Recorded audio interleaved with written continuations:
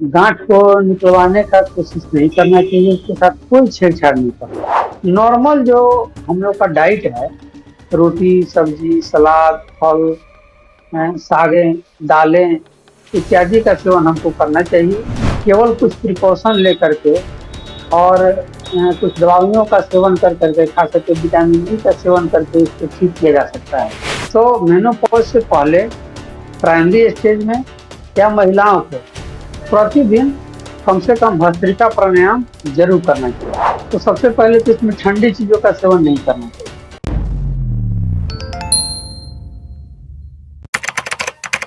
नमस्कार, D5 channel Hindi देख रहे दर्शकों का मैं वंदना स्वागत करती हूं। आज एक बार फिर हमारे साथ जुड़े हैं डॉक्टर नवीन। डॉक्टर नवीन, आपका बहुत बहुत स्वागत है हमारे इस प्रोग्राम में। मेरी तरफ से भी आपका बहुत बहुत स्वागत। डॉक्टर नवीन, आज हम बात करेंगे लेडीज के ब्रेस्ट में जो गांठ होती है उसके बारे में। तो आप हमें ये बताइए कि ये जो गांठ होती है वो कैसे होती है, क्यों होती है और इसके होने की वजह क्या होती है? ब्रेस्ट की गांठ, जिसको हम लोग फाइब्रोएडिनोमा के नाम से जानते हैं, वैसे तो इसके कारण की बात की जाए तो इसका कारण अननोन है, लेकिन प्रैक्टिकली यदि देखें तो वैसी महिलाएं या वैसी लड़कियां जिनको पीसीओएस की समस्या होती है, पीसीओडी की समस्या होती है, या जिनके अंदर मोटापा अधिक रहता है, मोटी महिलाएं, या वैसी महिलाएं जो कम उम्र में ही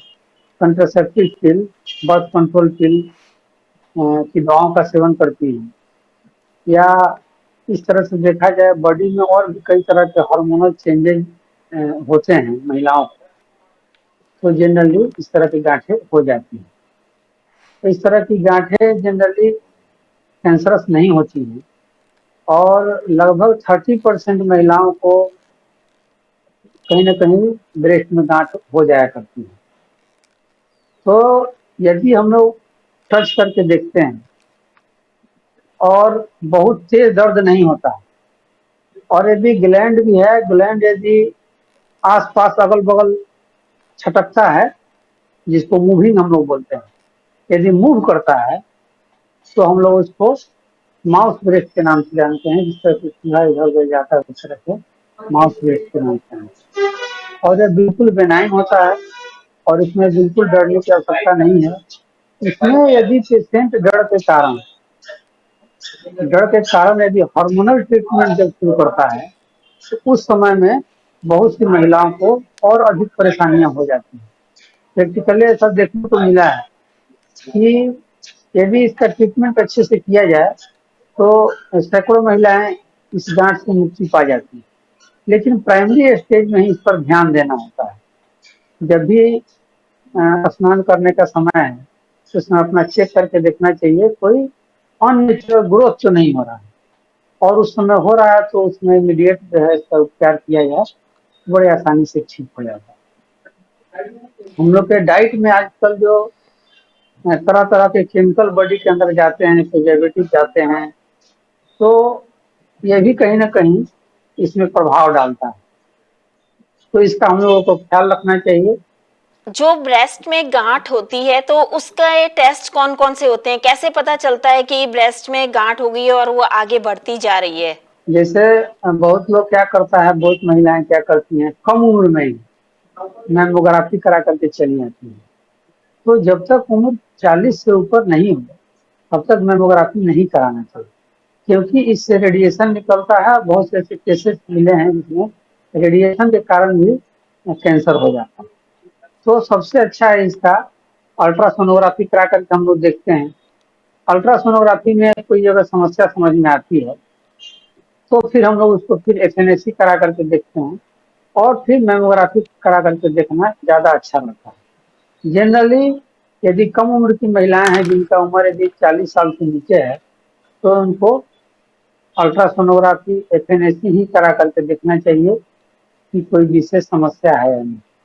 और उससे ऊपर 40 से ऊपर वाली महिलाओं को ही देखा गया है कि जनरली ब्रेस्ट कैंसर होता है।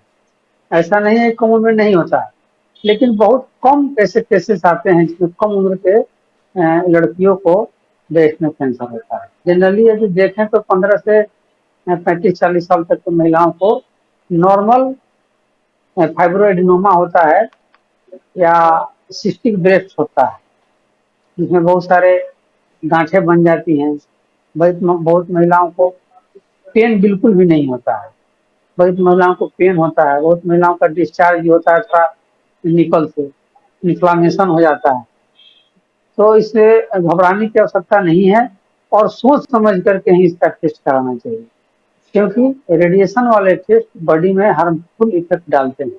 इसलिए सबसे अच्छा है सोनोग्राफी करा करके, अल्ट्रासोनोग्राफी करा करके इसका डिटेक्शन किया जाए कि किस तरह की समस्या आ रही है। एफएनएसी टेस्ट जब किया जाता है तो अगर उसकी रिपोर्ट में आता है कि ये सिर्फ एक नोड है, लिम्फ नोड है, तो उस टाइम क्या करना चाहिए? क्या उसको रिमूव करवाना चाहिए या नहीं करवाना चाहिए? क्योंकि 90% डॉक्टर ये सलाह देते हैं कि अगर किसी भी तरीके की गांठ है तो आप उसे निकलवा दें। सबसे पहले बात है कि गांठ को निकलवाने का कोशिश नहीं करना चाहिए, उसके साथ कोई छेड़छाड़ नहीं करनी चाहिए। यदि देखे प्रैक्टिकली तो इसको बड़े अच्छे से, आसानी से और सुविधाजनक रूप में केवल कुछ प्रिकॉशन लेकर के और कुछ दवाइयों का सेवन कर करके, खास करके विटामिन ई का सेवन करके इसको ठीक किया जा सकता है।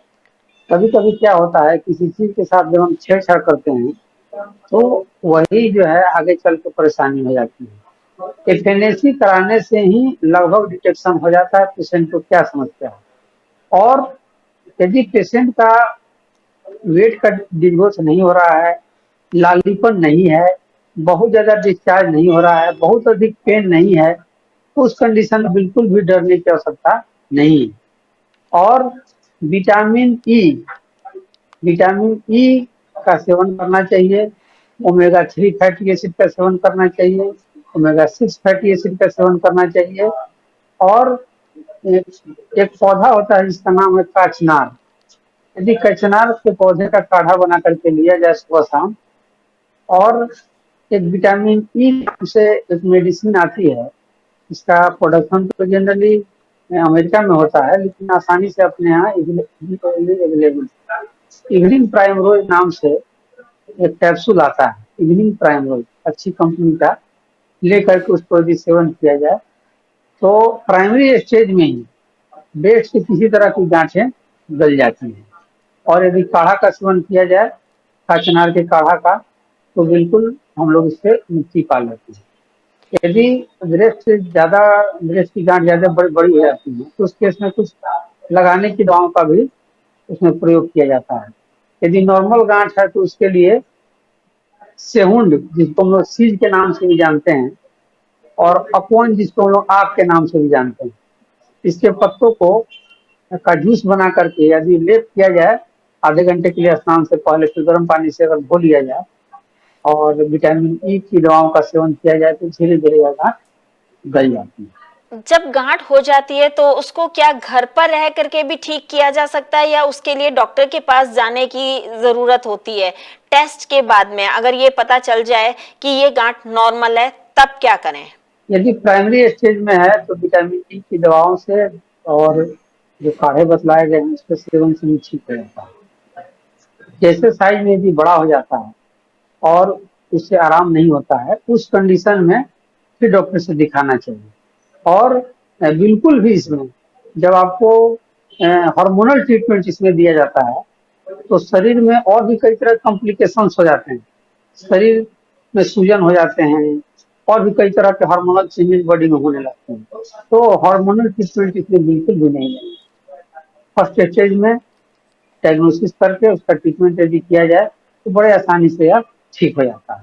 लेकिन इसके लिए हम लोगों को अपना डाइट भी अच्छे से पालन करना चाहिए और कुछ प्राणायाम भी हम लोगों को निश्चित रूप से करना चाहिए, खासकर जिससे ब्रेस्ट का मूवमेंट हमारा अच्छे से होता है। जब यदि ऑक्सीजन अच्छे से सप्लाई होगा, ब्लड का सप्लाई होता है, तो कोई भी ऑर्गन में जनरली गंभीर समस्या नहीं है। और इवनिंग प्राइम रोज जो है, इसके सेवन से बॉडी में ओमेगा 6 फैटी एसिड की पूर्ति होती है, गामा लिनोलेनिक एसिड की पूर्ति होती है, लिनोलेनिक एसिड की पूर्ति होती है, विटामिन सी की पूर्ति होती है।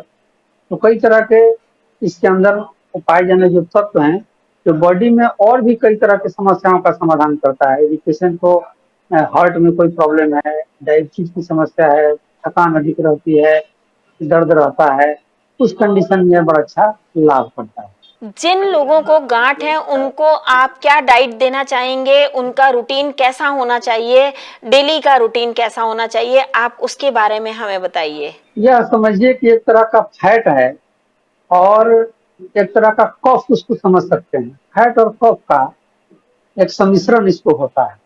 तो सबसे पहले तो इसमें ठंडी चीजों का सेवन नहीं करना चाहिए और खासकर फ्रिज में रखी हुई चीजों का सेवन तो ऐसे पेशेंट को बिल्कुल भी नहीं करना चाहिए और डब्बे बंद जितनी भी चीजें हैं उसका सेवन नहीं करना चाहिए और जिससे हार्मोनल चेंजेस बॉडी में आते हैं या डायरेक्ट जो भोजन के रूप में हम लोग हार्मोन लेते हैं उसका सेवन नहीं करना चाहिए। तो दूध से बॉडी के अंदर डायरेक्ट हार्मोन जाता है, उसका सेवन नहीं करना चाहिए।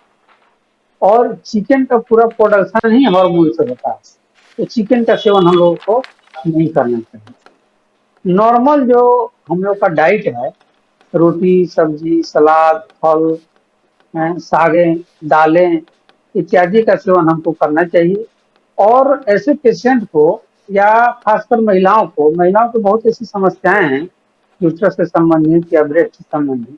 ओमेगा 3 फैटी एसिड के सेवन से बड़ा लाभ करता है इसमें, तो इनका सेवन महिलाओं को जरूर करना चाहिए। कम से कम 1 चम्मच फ्लैक्सीड, जिसको हम लोग तीसी के नाम से भी जानते हैं, अलसी के नाम से भी जानते हैं, तो अलसी का सेवन महिलाओं को प्रतिदिन जरूर करना चाहिए। इसके सेवन से ब्रेस्ट में गांठें नहीं होती हैं, यूट्रस में पीसीओएस की समस्या नहीं रहती है, बॉडी के अंदर स्ट्रेंथ रहता है, ओमेगा 3 फैटी एसिड की पूर्ति होती है, पेट बड़े अच्छे से साफ रहता है, बॉडी के अंदर स्ट्रेंथ रहता है और भी शरीर में कई तरह की समस्याओं का समाधान इससे होता है। इसलिए निश्चित रूप से ओमेगा 3 फैटी एसिड के लिए फ्लैक्सीड का सेवन करना चाहिए और महिलाओं को चुकंदर का सेवन जरूर करना चाहिए।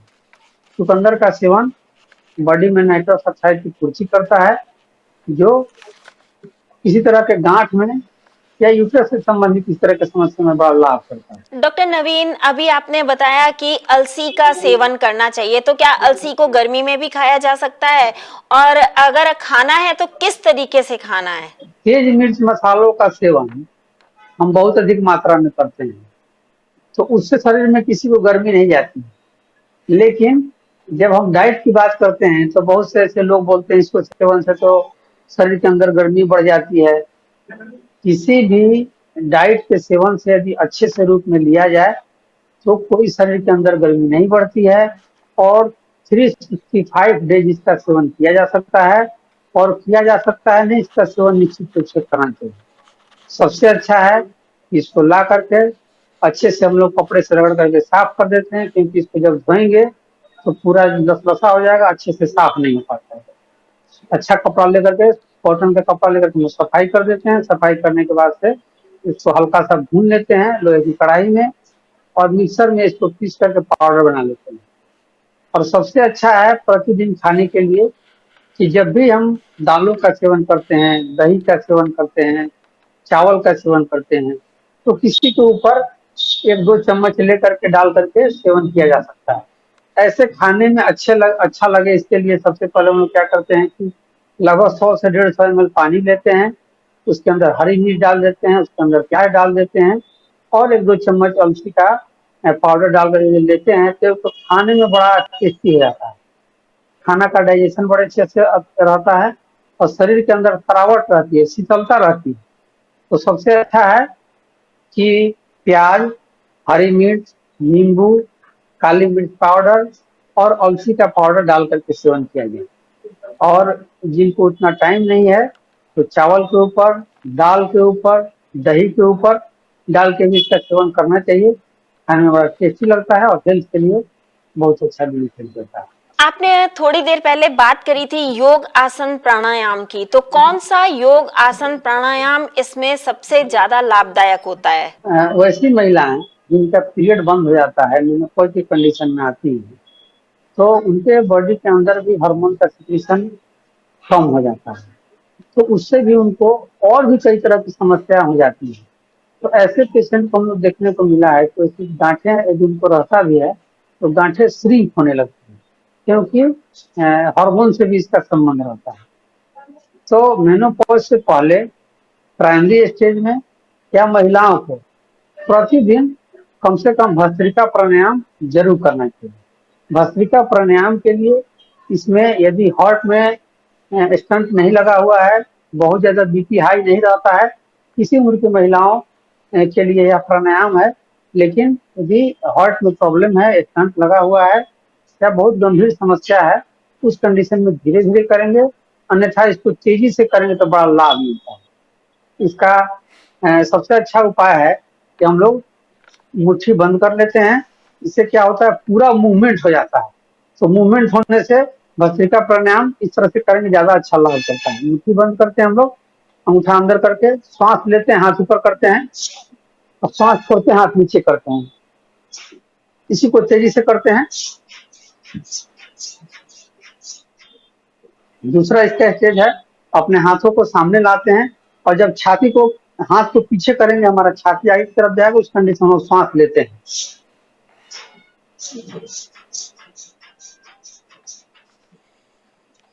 और तीसरा इसका स्टेज, हाथ को अपने बिल्कुल अपने अंदर सटा लेते हैं छाती में, फिर हम लोग इसको सांस लेते हैं, छोड़ते हैं। नॉर्मल कंडीशन में भी इसको किया जा सकता है। आराम से रीढ़ की हड्डी सीधा करके चेयर पर बैठ जाएंगे या फालसी मार के बैठ जाएंगे और इस कंडीशन में हम लोग ज्ञान मुद्रा या चिन्ह मुद्रा लेकर के, इसको ज्ञान मुद्रा बोलते हैं हम लोग, ज्ञान मुद्रा में लेकर के तब भी हम लोग नॉर्मल स्टेज में भी कर सकते हैं। आप देखेंगे जब इस मूवमेंट को हम लोग करते हैं, पूरा हमारा लंग्स, हार्ट और पूरा ब्रेस्ट का, चेस्ट का भाग ऊपर की तरफ जाता है, फिर नीचे आता है। तो जब यहाँ ब्लड का सप्लाई और ऑक्सीजन का सप्लाई अच्छे से होता रहेगा तो यहाँ कभी गांठें नहीं बनेंगी, ना ही हार्ट में ब्लॉकेज आएगा, ना ही लंग्स से संबंधित कोई समस्या होगी। तो महिलाओं को चुकंदर का सेवन प्रतिदिन करना चाहिए, अलसी का सेवन प्रतिदिन करना चाहिए, भस्त्रिका प्राणायाम प्रतिदिन करना चाहिए। 3 चीज का सेवन यदि महिलाएं करें तो उनको ब्रेस्ट में गांठें नहीं होंगी, और यदि गांठें हैं तो गांठें कैंसरस नहीं होंगी और धीरे धीरे अपना डिजोल्व हो। आपने थोड़ी देर पहले बात करी थी कि कचनार का सेवन जरूर करना चाहिए, तो कचनार का सेवन किस तरीके से करना चाहिए? आजकल मार्केट में कचनार की गोलियां भी आती हैं, तो कितनी गोलियां लेनी चाहिए सुबह शाम? ऐसे तो कचनार ऐसा पौधा है कि भारत में लगभग सभी जगह उपलब्ध है, लेकिन यदि कहीं उपलब्ध नहीं है तो उसकी गोलियों का भी सेवन किया जा सकता है। 2 टैबलेट 2 बार। कचनार घनवटी नाम से भी कचनार का एक्सट्रैक्ट निकाल करके भी टैबलेट मार्केट में आता है, उसका भी सेवन किया जा सकता है। 2 टैबलेट 2 बार। विटामिन डी के डिफिशियंसी से भी यह रोग होता है, तो विटामिन डी के डिफिशियंसी को फुलफिल करने के लिए धूप में आधे घंटे तक सुबह शाम लोग बैठेंगे और सबसे अच्छा मशरूम का सेवन सप्ताह में कम से कम 1 बार यदि करें, विटामिन डी की पूर्ति होती है। और हार्मोन युक्त डाइट का सेवन हम लोग नहीं करेंगे और बाकी जो प्लान बताया गया है उसको, प्रोटोकॉल को फॉलो करेंगे, धीरे धीरे इस समस्या से समाधान मिलेगा। डॉक्टर नवीन, हमारे कई दर्शक आपसे सीधा संपर्क करना चाहते हैं, तो आप उन्हें अपना फोन नंबर जरूर बताएं। यदि गांठ से संबंधित किसी को की समस्या है या इसके बारे में किसी को जानना है तो आप हमसे संपर्क कर सकते हैं। हमारा मोबाइल नंबर है 9934671229। डॉक्टर नवीन, आपने हमें बहुत ही महत्वपूर्ण बातें बताई। आपका बहुत बहुत धन्यवाद। अपना ख्याल रखें। दर्शकों का मेरी तरफ से बहुत बहुत धन्यवाद। अगले एपिसोड में आपसे फिर मुलाकात होगी, तब तक के लिए नमस्कार।